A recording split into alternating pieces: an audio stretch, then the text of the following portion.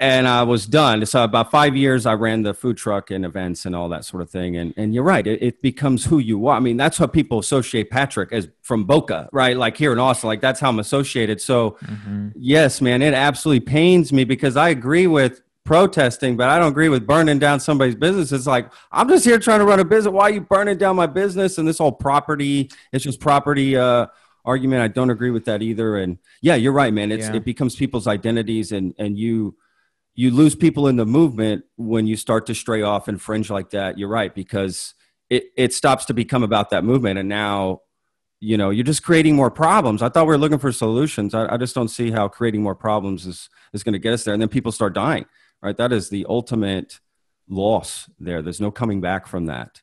So yeah, you're right. It's brutal. Just brutal. Yeah, it really is. And you know, that's the other weird part about Texas is Austin has become so liberal. It's like you never used to think about it in terms of San Francisco, but the politics are the same as San Francisco. I think because all these San Franciscans moved there.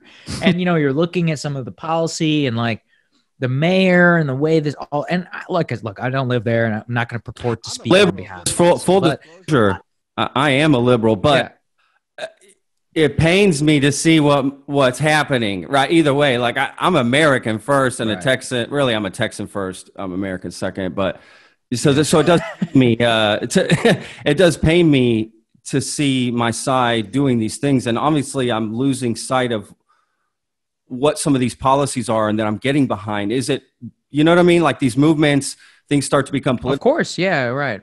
It makes me want to forget either side. To be frank with you.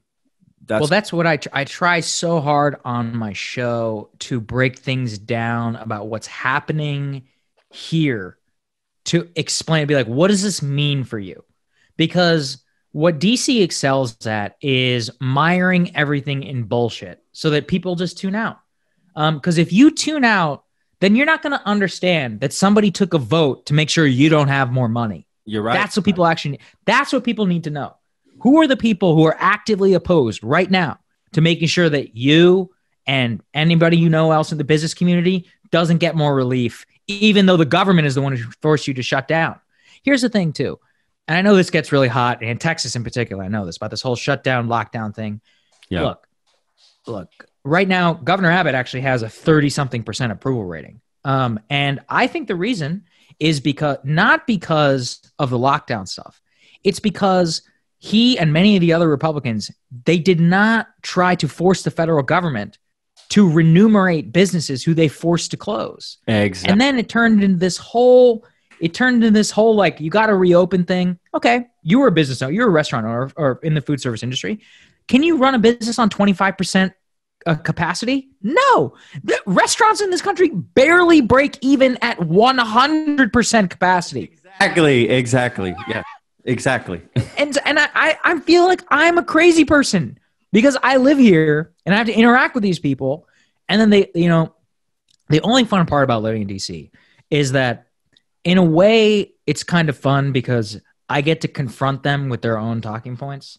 Like I get to confront them with like my politics and all that, which they never hear on Capitol Hill and more.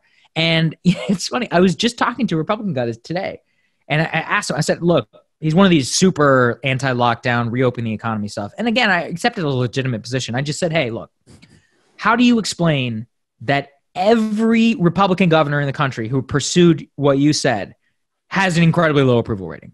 Like, how do you square that? And this is what he said. I love that dog, by the way. I should get mine. Yeah, he said my dog.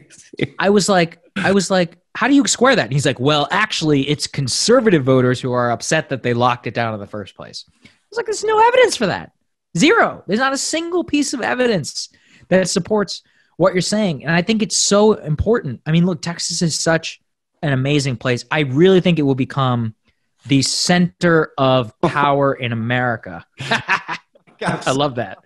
This is what... Oh, good. Keep it up, man. I love it. I love these dogs. They never come in here. This is like... That's okay. They must have known you were the Sheikh. Let them talk into the mic. You know, I'm a dog guy, so... There's a storm. Hey, guys. There's a storm here, so they're like... Oh, there's... Yeah. Shaking, man. They're just shaking. It's all good. It's all good. I'm sorry. Guys. Oh, my God. I'm so embarrassed here. This is crazy. It's okay, guys. ¿Qué pasó? They speak Rockets from Spain. I used to live in Spain, so we brought them over. Oh, really?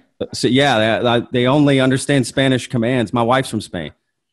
¿Qué pasó, niños? Baja. Oh, I love it. That's awesome. Vamos a bajar, anda.